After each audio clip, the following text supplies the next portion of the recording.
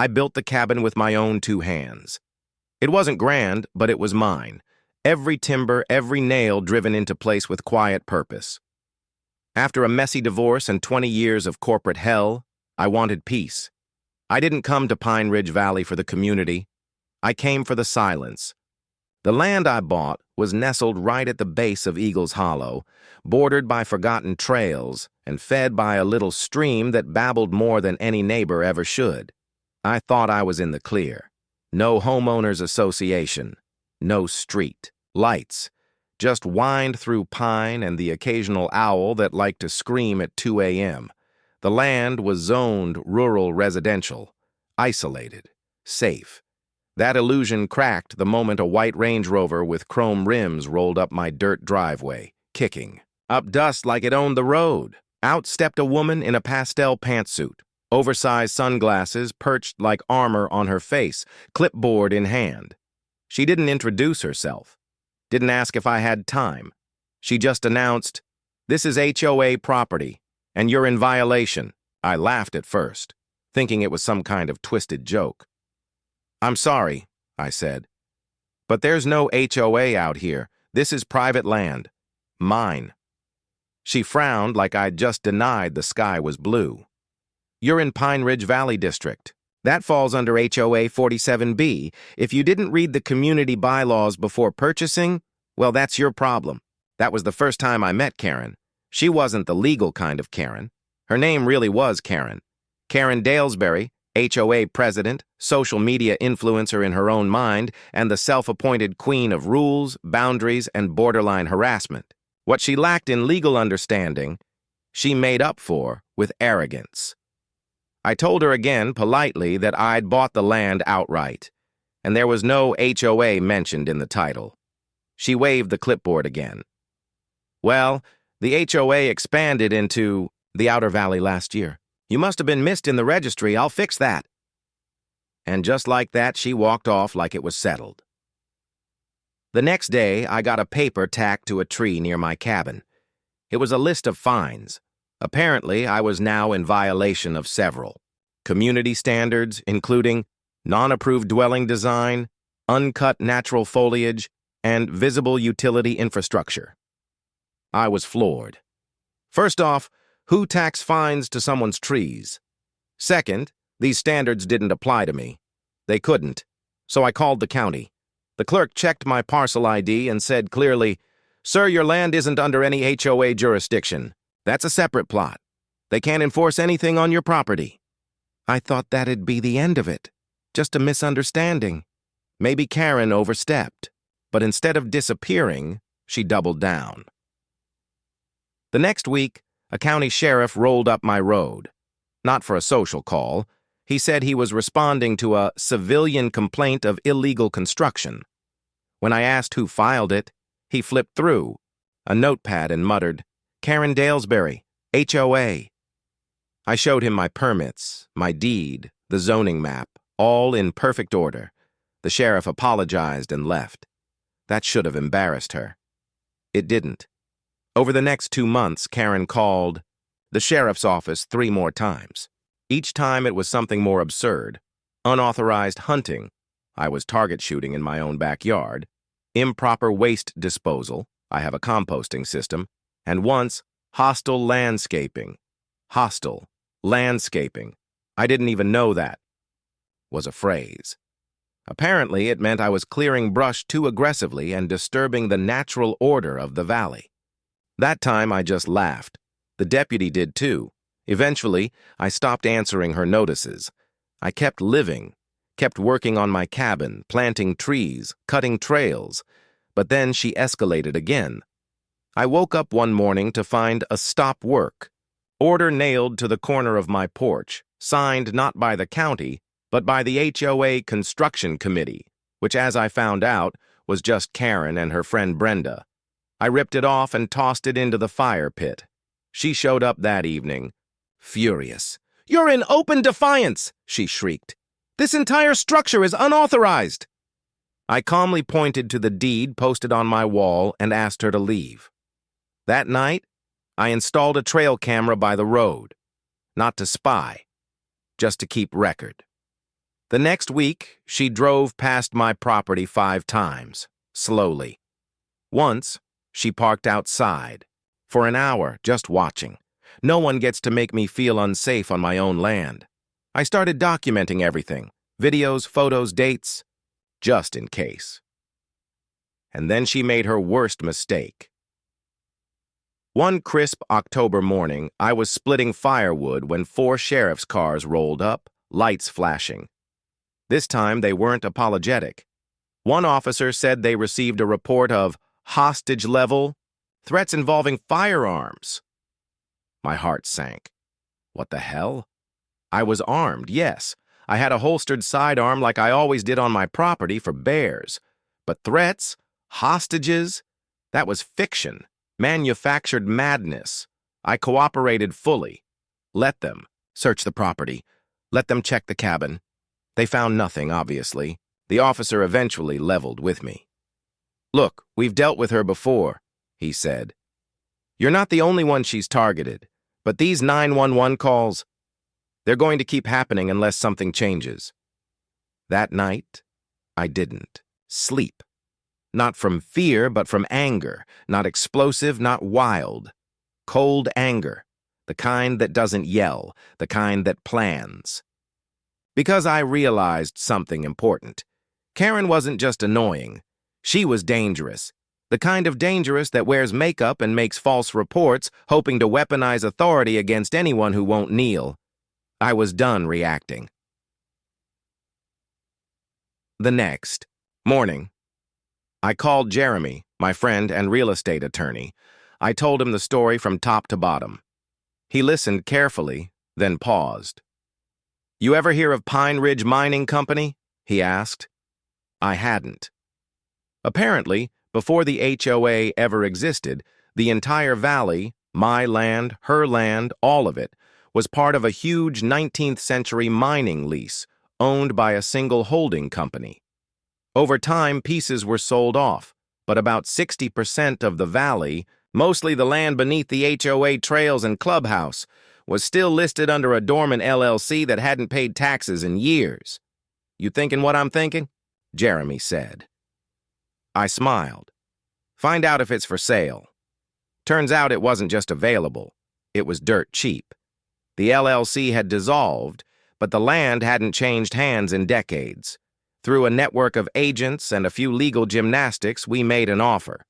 I wired the funds. It was mine within 6 weeks. The valley, the trails, the private road Karen used daily, even the tiny lake the HOA claimed as members only. All of it. On paper, I was just expanding my property. In reality, I had just bought the ground under her throne. The final deed arrived on a Friday afternoon. I opened the envelope like a man unsheathing a sword. I stood on my porch and looked out over the trees, the ridges, the little HOA clubhouse barely visible in the distance. She'd spent months trying to destroy my peace. But she made a fatal mistake. She forgot to check who really owns the land. Now I did, and I wasn't planning on being gentle. Owning the valley changed everything. It wasn't just a power move, it was a statement, a shift in the dynamic Karen had built around herself like a picket fence fortress. She thought she ruled this place because nobody ever challenged her. But now, the land she tried to dominate answered to me. And I was ready to speak in a language she couldn't ignore: legal ownership, boundary markers, and quiet, undeniable authority. The weekend after the deed finalized, I walked the perimeter with a surveyor. We flagged every inch, confirmed property lines, and mapped out access easements. Turns out, the road Karen used to reach her HOA meeting hall ran straight through. Land I now owned. So did the clubhouse's parking lot, and the so-called nature trail behind the development. That was mine too. She had no idea. Yet, I didn't rush to tell her. I let the pressure build. Quietly, I posted private property, signs along the new boundaries, legally compliant, posted every 150 feet as per county code. I installed trail cameras with night vision. I even set up a gate across the road leading to the clubhouse, not locked, just present. A silent warning. Predictably, Karen showed up in a fit within a day. She screeched up to the gate in her Range Rover, barely stopped before hitting the metal bar, and stormed out, stilettos digging into gravel like she meant to stab the earth. "This is illegal!" she screamed. "You can't block access!" I was calm, always calm. "Karen, I own this road. The gate is on my land. I'm not blocking access. I'm regulating it." Her face turned red. "You think you can just put up a gate? Like some kind of feudal lord? This is a community." "A community built illegally on someone else's land," I replied. "You've been trespassing for years. I'm just giving you the courtesy of notice." That broke her. She stomped off, muttering. About lawyers and lawsuits, I welcomed it. I already had Jeremy drafting cease and desist letters for every point of HOA encroachment on my newly acquired property. The next week, the letters went out. Registered mail, tracking included. Every one of them legal, enforceable, and backed by property law. Within days, I had a voicemail inbox full of panicked HOA board members, some angry, some pleading. One guy, I think his name was Rick, even offered to buy the land back. I told him I'd consider it for $4.7 million. He hung up. I was bluffing. The land wasn't worth that, but it was priceless to me. Then came the retaliation. Karen couldn't accept defeat. She called in every county inspector she could find: fire, zoning, wildlife conservation. I had inspectors swarming my cabin like it was Area 51. But here's the thing: I was always prepared. Every permit, every code, every inspection passed. I even got friendly with a few of them. One fire marshal, a guy named Harris, actually thanked me for keeping my woodpile the proper distance from the structure. Said most people didn't. I offered him coffee. He stayed an hour. Karen watched from the road, seething. She turned up. The heat. Filed a restraining order claiming I was harassing her. It was tossed out in 10 minutes flat. I had cameras, logs, timestamps. The judge warned her about filing false claims. That should have been the end, but she crossed a line I didn't expect. Late one night, I caught movement on one of my lower trail cameras. 2 figures, flashlights, moving fast. They weren't hikers. I checked the next camera down. Caught them. Cutting a chain-link gate, trespassing. I called the sheriff, who arrived while they were still on the property. Turns out Karen and Brenda had tried to inspect the boundary line themselves. They claimed it was a citizen audit. The deputy wasn't amused. They were charged with trespassing and destruction of private property, fingerprinted, mugshots. It made the local paper. That was my tipping point. With Jeremy's help, I filed suit against the HOA for repeated trespass, harassment, and malicious prosecution. But I didn't stop there. We discovered that the HOA had built its clubhouse partially on land it did not legally own. We issued a formal demand for relocation or rental fees. When they refused, we filed an injunction. The court ruled in our favor. The clubhouse was condemned within a month. Karen tried to hold emergency meetings in her backyard. No one came. She started losing support. Residents began asking questions, demanding transparency. Some of them even came to my cabin to talk, apologize, and ask if they could lease hiking access to the trails again. I allowed it for a small fee, just enough to remind them who they were dealing with. I wasn't spiteful, just principled. Then came the press. A local reporter caught wind of the HOA meltdown and did a Sunday feature. Man buys Valley, evicts HOA from its own clubhouse. It went semi-viral. I did an interview on my porch, flannel shirt, dog by my side. Calm, measured, polite. Karen, meanwhile, tried to shout her way through a separate interview, accusing me of gentrification, colonization, and psychological terrorism. That backfired. The HOA board voted to remove her within a week. She refused to step down. They held a special election. She lost. Publicly, loudly. It was glorious. Her Range Rover disappeared shortly after. Rumor was she moved in. with her sister 2 counties over. Brenda quit the board. Rick moved to Arizona. The HOA limped on under new management, reduced in power, limited in scope, and now fully respectful of my property lines. As for me, I expanded the cabin, added a greenhouse, built a guest loft, planted more trees. The valley was quiet again. Not because I silenced it, but because I reclaimed it.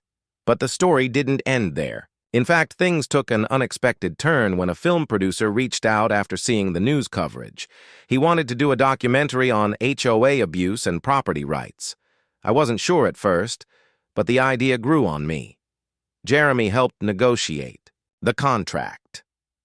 Filming began within 2 months. Drones flew over my valley, capturing cinematic landscapes, and I gave interviews sitting on my porch with the sun setting behind me. Karen was nowhere to be found.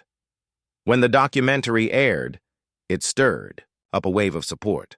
Messages poured in from all over the country, from folks dealing with their own HOA nightmares. Some sent gifts. One guy in Texas sent me a hand-carved sign that read King of the Valley. I laughed, but I hung it in the greenhouse anyway. It wasn't long before real estate investors began sniffing around. They offered big numbers for pieces of my land. I refused most of them, but sold off one rocky corner near the old highway to a conservation trust. They turned it into a public overlook with my name on a plaque. I drove by once and saw a family, taking pictures. It felt surreal. Meanwhile, I started hosting weekend retreats. Small groups, hikers, artists, writers, people who needed silence. The land thrived.